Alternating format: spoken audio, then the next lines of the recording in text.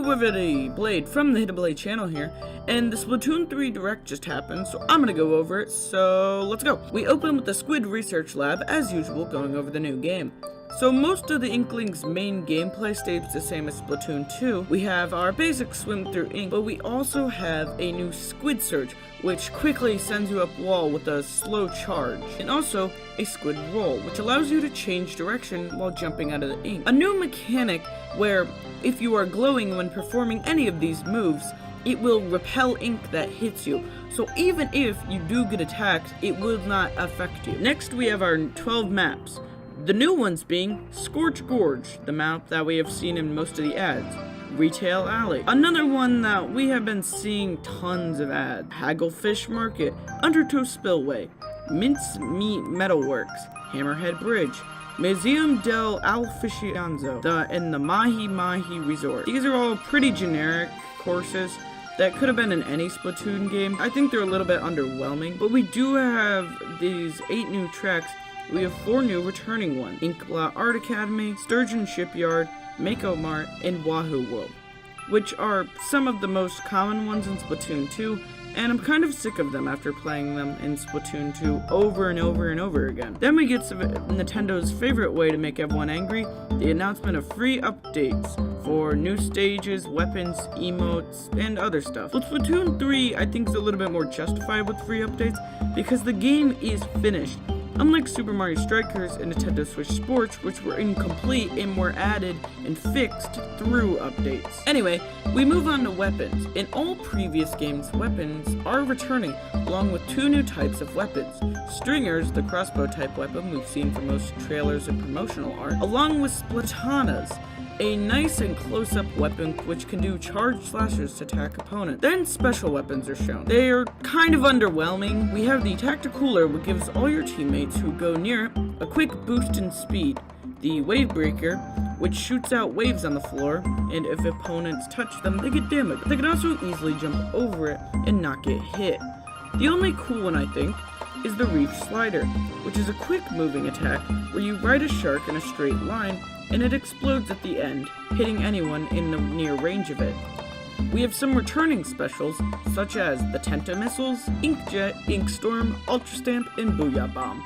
Then we learn the new currency for getting weapons, Sheldon licenses, which you get by leveling up using a certain weapon.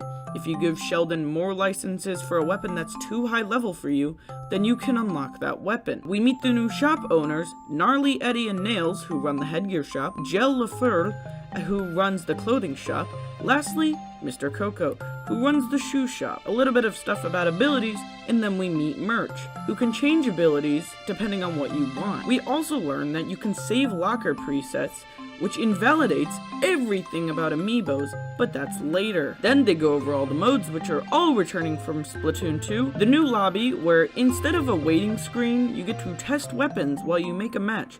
And we also learn that you can join friends while they are in matches, so that way you can play together even if they're already in a game, or you can get into one team and go into a match with all of your friends. We have battle replays for cool clips and anything you want to see from anyone in that match's perspective, enemies or your teams. Lockers you can customize and look inside, but don't really have any purpose outside of customization. The items to customize your locker can be purchased at Hotlantis, with stickers, posters, and a couple of other things. You can also make your tag look different, which is just the background of your username.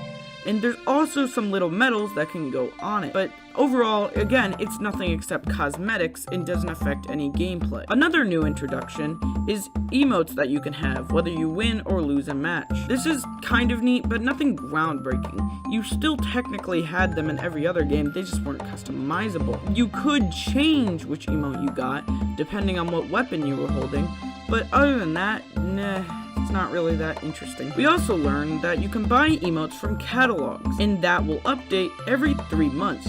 You know, when everyone stopped playing the game by then. Then the addition no one asked for, Table Turf Battle. The weirdest card game you have ever seen, where the goal is to get the most area claimed, as it is based off Turf Wars, clearly. It just kind of seems like an odd introduction, and the only thing that we see here that's properly a new thing to do that's not imported from the other games. We also have the next version of Salmon Run.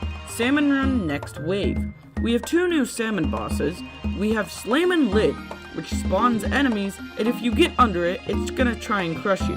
And Big Shot, which causes the same shockwaves on the ground as the wave breaker. You can still jump over them, but, you know, it's a little bit more inconvenient. But now, we have King Salmonoids. They are massive, more powerful bosses. When we try to leave, there's a random chance that they will spawn. The Big Run is another odd addition, where Salmonoids trying to invade the city of Splatsville. But it just looks like a normal game of Salmon Run, so we kind of need more information on that. We get a little bit more footage of the story mode for Splatoon 3. They also mention how it's the epic finale, which is a bit concerning, because if that continues for future games without a story mode, and Nintendo shuts down the servers for those older games, well, we're not really going to be able to play anymore. Like, is it just the end of that story specifically?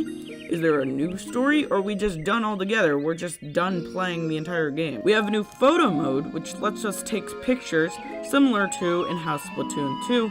It would allow you to do that with Amiibo. Recon mode, which lets you check out any stage into the game you're going in, which is neat, but not going to get much usage from people after their first match. The return of Amiibo, which are now only useful for the gear they give, because you can save presets without the Amiibo. So, good job Nintendo, now they're really useless. I mean, in Splatoon 1 they locked some challenge modes, which is a little bit too far. All we needed was some extra stages that could have been added to story mode, like 2 to an Amiibo, and we would stop complaining. Also, new Splatoon 3 Amiibo are announced, which, if you see this video when it comes out, pre-order these, because if otherwise you're gonna have to pay eBay prices, and if you look up other Splatoon Amiibo, they're very, very expensive. Next, we get the new idols, which I don't know what I think about them. They are called Deep Cut, Shiver, Fry, and Big Man. They host the Anarchy Splatcast, which means Nintendo finally realized who their audience is. The announcement that Splatfests are returning, with 1 new game mode alongside, where we have 4 people in the middle of the map trying to cover turf, and 2 other teams made of 2 people that are trying to stop the main team. Finally, we get the announcement that there's going to be an open test fire on August 27th, from 9 AM to 9 PM Pacific time. And that is all for the Splatoon 3 Direct.